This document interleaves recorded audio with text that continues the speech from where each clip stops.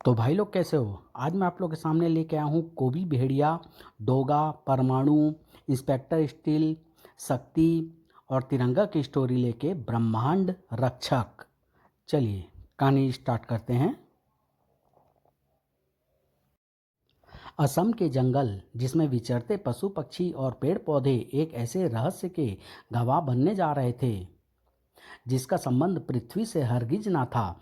आखिर हम तीनों ने अपने संयुक्त प्रयास से पृथ्वी नामक इस ग्रह को खोज ही निकाला। हाँ, लेकिन अभी भी हमारी खोज खत्म नहीं हुई है, क्योंकि अभी हमें देखना है कि पृथ्वी नामक यह ग्रह हमारे अनुकूल है भी या नहीं।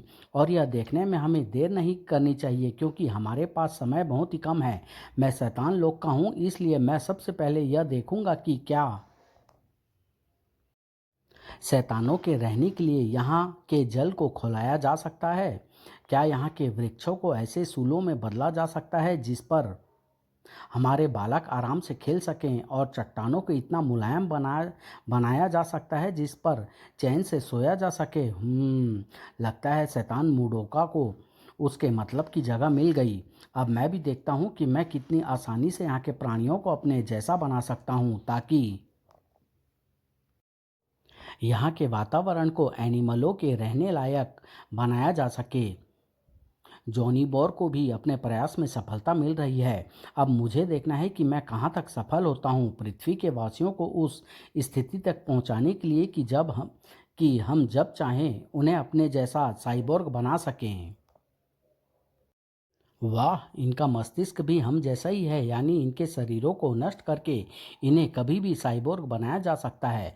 तुम्हारी प्रसन्नता बता रही है साइबोरा कि तुम्हें भी अपने मतलब की जगह मिल गई। हाँ, इसका मतलब हम जल्दी ही यहाँ आने के लिए वापस लौट सकते हैं। नहीं, क्योंकि तुम तीनों ने जंगल में जो तबाही मचाई है, इसकी सज़ा तुम्हें यहीं भुगतनी होगी। कोबी तुम्हें इसी जंगल की धरती में ही दफन कर देगा, और भेड़िया तुम्हारा सुरमा बना देगा। फूजो बाबा को पक्षियों ने इन्हीं तीनों शैतानों की सूचना दी थी, लेकिन ये है कौन? ये पृथ्वी के निवासी है, नष्ट करो इन्हें। संभलो को भी मेरी मेरी छोड़ अपनी चिंता कर। कोबी पर वार किया, अब तो तेरी खैर नहीं। ले दुम का जवाब दुम से। पेड़ का यह तना तो कटने के लिए ही फेंका गया है। तेरे वार का जवाब तो यह चट्टान है। इन्हें नष्ट करने के लिए मुझे ही अपनी शैतानी दिखानी होगी। अरे ओह, यही सही मौका है कि मैं अपनी मणि से उनके पैरों के नीचे की जमीन को दलदल में बदल दूं। ओह ओफ, और वे संभल पाए उससे पहले ही उस दलदल को जमा दूं। भेड़िया और कौवी समझ ही नहीं पाए कि कब चट्टान सी कठोर हो गई दलदल ने उन्हें फंसा लिया, और कब उन पर वह वार हो गया। ये सुपर एनर्जी वेपन तुम्हारे सैकड़ों टुकड़े कर देंगे। भेड़िया और कौवी के शरीर के टुकड़े को देखने को उत्सुक उनकी आंखों को कुछ और ही दिखा, और फिर एक पल के लिए उनकी आंखें कुछ देखने लायक नहीं रही। परमाणु, शक्ति, डोगा, इंस्पेक्टर स्टील और तिरंगा के वारों ने उनकी आंखों के सामने अंधेरा ला दिया था।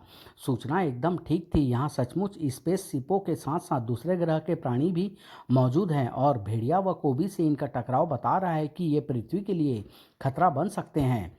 अभी अपना सारा बारूद इनके सीने में भर देता हूँ। ओह, गोलियों की बाढ़ ने इन पर जरा भी असर नहीं डाला।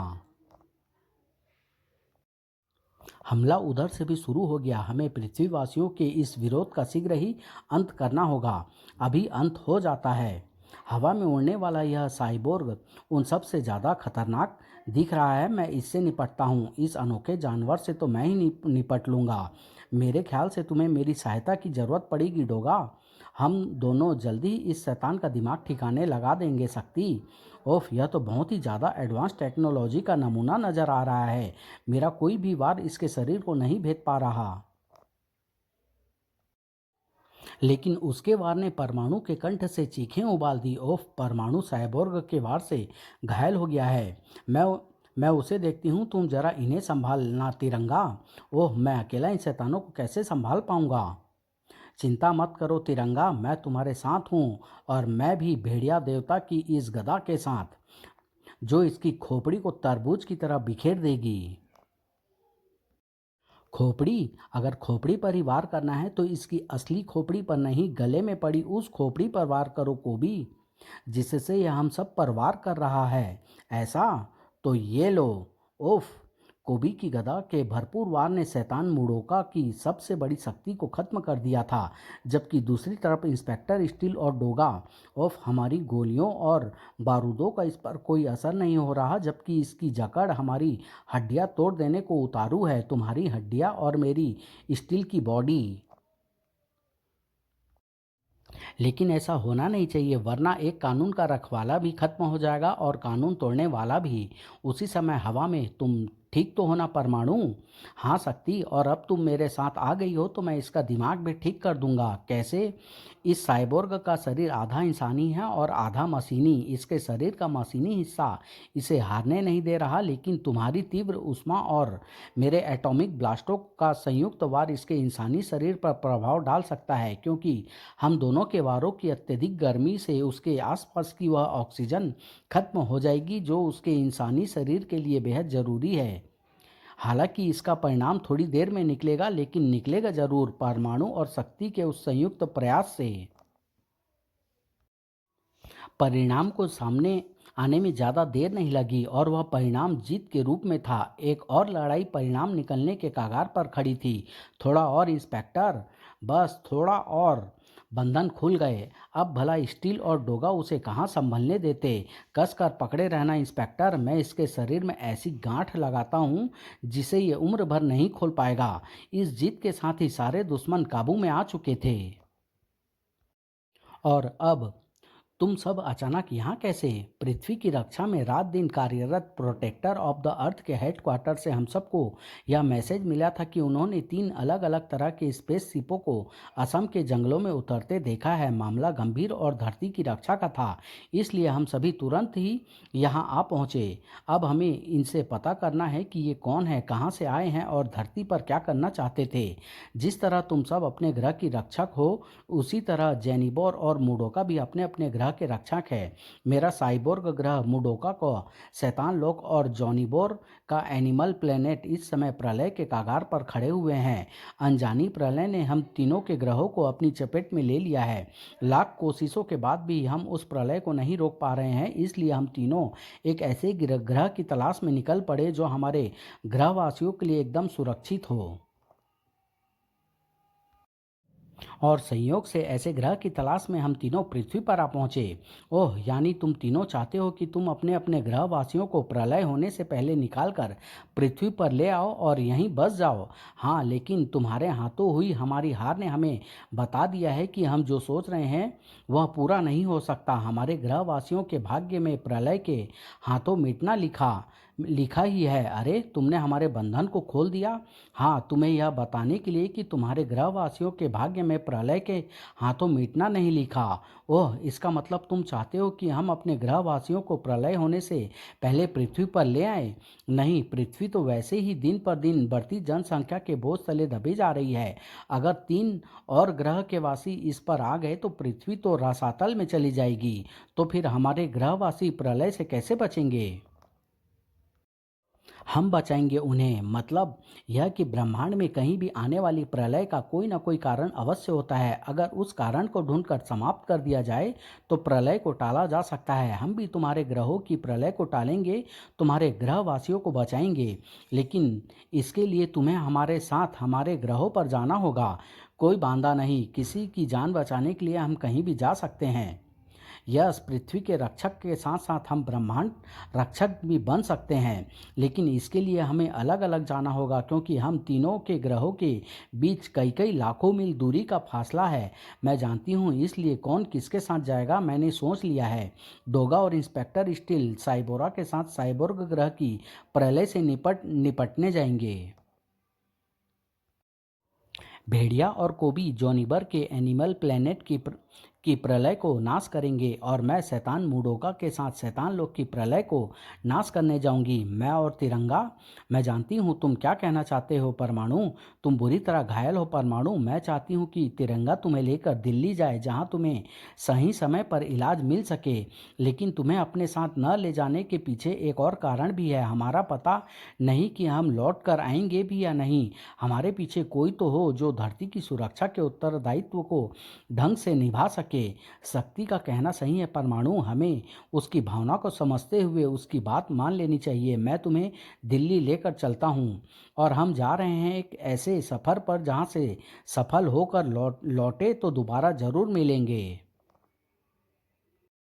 ब्रह्मांड रक्षक डोगा और इंस्पेक्टर स्टील। ब्रह्मांड की अनंत गहराइयों में बसा यह ग्रह साइबोर्ग्स ग्रह कहलाता है। उस ग्रह पर रहने वाले हर प्राणी साइबोर्ग यानी आधा रोबोट और आधा इंसान है। यहाँ तक कि यहाँ रहने वाले पशु पक्षी भी साइबोर्ग ही हैं। कुछ 100 साल पहले ऐसा नहीं था। तब इस ग्रह पर रहने वाले इंसान ही थे, अति विकसित मस्तिष्क वाले इंसान। लेकिन विज्ञान के क्षेत्र में निरंतर प्रगति और जीवन के हर क्षेत्र में मशीनों के ज़्यादा से ज़्यादा प्रयोग ने इस ग्रह के वासियों को कब साइबोर्ग बना दिया पता ही नहीं चला। और हमारे ग्रहवासियों के साइबोर्ग बनने का सबसे बड़ा नुकसान यह हुआ कि अब हम सभी को अपनी एनर्जी और शक्ति के लिए अपने ग्रह पर ही स्थित सुपर कंप्यूटर का सहारा लेना होता है। यानी अब इस ग्रह का सुपर कंप्यूटर का राज चलता है और यही इस ग्रह की प्रलय का कारण है। कुछ समय से सुपर कंप्यूटर ने अचानक विकास की जगह विनाश करना शुरू कर दिया है और सुपर कंप्यूटर के इसी विनाश की वजह से हमारा ग्रह प्रलय के कगार पर खड़ा है। अब ऐसा नहीं होगा। अगर सुपर कंप्यूटर ही तुम्हारे ग्रह पर होने वाली प्रलय की समस्या है तो डोगा उसे जड़ से उखाड़ फेंकेगा। तुम्हें जो भी करना हो उसे यहाँ के कानून की हद में रहकर करना होगा डोगा। मैं नहीं चाहता कि इस ग्रह का कानून भी टूटे टूटे। अरे, मेरी हाई पावर साउंड फ्रीक्वेंसी कुछ अजीब सी उन आवाज़ों को कैच कर रही है जो हमारी तरफ ही बढ़ रही है। कैसी आवाज़ें हैं ये? इन इन आवाज़ों का एक ही मतलब है, सुपर कंप्यूटर को हमारे इस ग्रह पर पहुंचने का पता चल गया है और उसने हम पर हमला शुरू कर दिया है। हम पर रोबो डॉग स्क्वाड छोड़कर इस डॉग स्क्वाड में शामिल हर डॉग में स्टील की कई मोटी चादर को भी चबा डालने की क्षमता है। ओह नो, डोगा के बारूद को चबा जाए इतनी ताकत नहीं होगी इन कुत्तों में। ओह, अपने जिस बारूद और हथियारों पर तुम्हें नाज है डोगा, वे यहाँ कोई असर नहीं दिखाने वाले। इस ग्रह की लड़ाई लड़ने के लिए तो इस ग्रह के अत्याधुनिक हथियारों की ही जरूरत पड़ेगी और ऐसे हथियार तुम्हें मेरे सीप में मिलेंगे। लेकिन इन डॉग्स के रहते क्या तुम सिप सिप तक पहुंच पाओगे? क्यों नहीं? डोगा चाहे तो मौत भी उसका रास्ता नहीं रोक सकती। और कुछ पलों बाद ही वे सभी हथियार डोगा के शरीर की शोभा बढ़ा रहे थे। डोगा के डोगा को सिप में मौजूद आधुनिक हथियारों तक पहुंचने में ज़्यादा देर नहीं लगी और कुछ पलों बाद ही वे सभी हथियार डोगा के शरीर की शोभा बढ़ा रहे थे। अब ठीक है, अब डोगा के सामने जो भी आएगा वो धूल में मिल जाएगा। रोबोडॉग्स की संख्या जितनी तेजी से कम हो रही थी उससे कहीं ज़्यादा तेजी से बढ़ रही थी। ओफ, इनका तो रेले का रेला हमारी तरफ झपटा आ रहा था। इस ग्रह पर रोबोडॉग्स की कमी नहीं है। यहाँ के हर हर डॉग को रोबोडॉग बना दिया गया है। ओह, इस तरह तो इनसे निपटना मुश्किल होगा। कोई दूसरा तरीका सोचना होगा। दूसरा तरीका भी यही है इंस्पेक्टर, लड़ते रहो जब तक मामला आर या पार ना हो जाए। एक मिनट, एक रास्ता है, मेरी अल्ट्रासोनिक डॉग विसल। लेकिन क्या इस विसल की आवाज़ रोबोडॉग्स के दिलो दिमाग को झकझोरेगी? डोगा ने डॉग विसल को बजाने में अपनी पूरी जान लगा दी। परिणाम हैरत अंगेज रूप में सामने था। सभी कुत्ते मेरी तरफ देख रहे हैं। इसका मतलब इन पर मेरी विसल का असर हुआ है। ऐसा है तो इन पर मेरी आवाज़ का भी असर होगा। एक पल में ही नज़ारा बदल चुका था। कुछ देर पहले जो रोबोडॉग्स जमीन रौंद रहे थे वे अब डोगा के कदमों में जमीन पर लेटे हुए थे। ग्रेट, वाह दोस्त, वाह दोस्तों, वाह। जिस्म लोहे का जरूर हो गया तुम्हारा, लेकिन दिलो दिमाग में मौजूद वफादारी के कीटाणुओं को नहीं मरने दिया तुमने। डोगा सलाम करता है तुम्हें। ओह, अब कौन सी मुसीबत आई? रोबोफोर्स, रोबोडॉग्स स्क्वाड के हमारा कुछ नहीं बिगाड़ पाया तो सुपर कंप्यूटर ने रोबोफोर्स को हम पर हमला करने भेजा है। बचो, रुक जाओ, मैं तुम्हें चेतावनी देता हूँ। ओह, मेरे ख्याल से यहाँ तुम्हारा कानून काम नहीं आने वाला इंस्पेक्टर। यहाँ तो डोगा के कानून से ही काम चलेगा और डोगा के कानून में लिखा है कि आँख उठे तो आँख फोड़ दो। हाथ उठे तो हाथ तोड़ दो, डोगा सही कह रहा है। मुझे यहाँ उसके ही कानून पर चलना होगा। इंस्पेक्टर स्टील की मेगा गन का भी मुंह खुल चुका था। अब तो सामने वालों की धज्जियां उड़नी ही थी। लेकिन कुछ पलों बाद ही क्या हो रहा है ये? जिन साइबोर्ग को हमने नष्ट किया है उन सभी के शरीरों को रोबोटिक टुकड़े एक दूसरे से जुड़ रहे हैं। बहुत बुरा हो रहा है ये। अभी रोबोटिक अंग जुड़कर सुपर साइबो का निर्माण कर रहे हैं और सुपर साइबो बहुत बड़ी मुसीबत है। भागो यहाँ से। पीठ दिखाकर भागना डोगा ने नहीं सीखा। डोगा का तो उसूल है, मुसीबतों के सामने सीना तान कर खड़े रहो और उसके सीने के चाक कर डालो। ओह, मुझे डोगा का साथ देना होगा। रुको, तुम सुपर साइबो को नहीं हरा सकते। आह, ओह, सुपर साइबो ने साइबोरा को अपना शिकार बना लिया। मैं इसे अपना शिकार बनाकर रहूंगा। इस पर इस तरह बारूद बरसाना बेकार है डोगा। तुम्हारे आधुनिक हथियार, मेरी मेगा गन सभी इस पर बेअसर है। हमें इसे खत्म करने के लिए कुछ और सोचना होगा। तो क्या तुम समझते हो इंस्पेक्टर कि सुपर साइबो नाम की इस मुसीबत को खत्म करने का कोई और रास्ता भी है? हाँ, और वह है इसे ऊर्जा देने वाली वह पावर बैटरी जो इसके मजबूत शरीरों की दीवारों में कैद है। मैं इसे अपने स्कैनरों से साफ देख रहा हूँ। हमें उसे नष्ट करना होगा। कैसे? जब उसके शरीर को तोड़ना नामुमकिन है तो हम ऐसा कैसे कर पाएंगे? सुपर साइबो के शरीर को तोड़ना हमारे लिए नामुमकिन हो सकता है, लेकिन उन रोबोडॉग्स के लिए नहीं जो कई फुट मोटी लोहे की चादरों को भी चबा सकते हैं। ओह, मैं समझ गया तुम क्या चाहते हो इंस्पेक्टर। मैं अभी अपनी व्हिसल बजाकर रोबोडॉग्स को यहाँ बुलाता हूँ।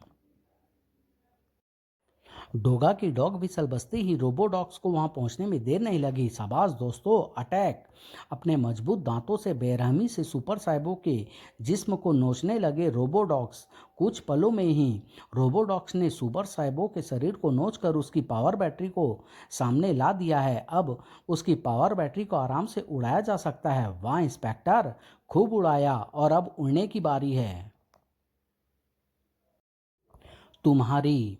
ये तुमने क्या किया इंस्पेक्टर? तुम मुझे ही अपना निशाना बनाना चाहते हो? ये कंप्यूटराइज्ड टीन का डिब्बा अब तेरा साथी नहीं रहा पृथ्वी के कीड़े। अब ये मेरे यानी इस सुपर कंप्यूटर के कब्जे में है जो ब्रह्मांड के हर कंप्यूटर को चुटकियों में अपने काबू में कर सकता है। अब इतना ही समय लगेगा इसकी मदद से तुझे मसलने में, और ऐसा करने के तुरंत बाद ही मैं इस ग्रह पर प्रलय की शुरुआत कर दूंगा और यहाँ के निवासियों को उन रक्षक यानों की सहायता से लेकर यहाँ से निकल जाऊंगा। अगर इंस्पेक्टर स्टील का यह जिस्म ही डोगा की राह का रोड़ा है तो डोगा इसके भी चिथड़े उड़ाने से नहीं हिचकेगा। अरे ये क्या, ये गन एकाएक जाम कैसे हो गई? जिन हथियारों के बल पर तू इस टीन के डिब्बे को अपने रास्ते से हटाने की सोच रहा है वे सभी कंप्यूटराइज्ड हैं। और अभी अभी मैंने बताया कि हर कंप्यूटर मेरे यानी सुपर कंप्यूटर के इशारे पर नाचता है। और हाँ, इन रोबोडॉक्स का भी भरोसा मत करना क्योंकि मैंने इनकी मेमोरी को वाश कर दिया है। अब ये तेरे दोस्त नहीं दुश्मन हैं, दुश्मन सारा जमाना सही। लेकिन जब तक डोगा के शरीर में खून का आखिरी कतरा है, जब तक सांसों के कोटे में आखिरी सांस बाकी है, तब तक डोगा लड़ता रहेगा, लड़ता रहेगा, लड़ता रहेगा। लेकिन कब तक लड़ता डोगा? बस डोगा, तेरी सांसों का कोटा खत्म। अब तू भी खत्म। इंस्पेक्टर स्टील की मेगा गन से सैकड़ों रॉकेट लॉन्च हो चुके थे। ये कहानी मैं यहीं समाप्त कर रहा हूँ। इसका अगला भाग बहुत जल्द आप लोग के सामने लेके आऊँगा। धन्यवाद।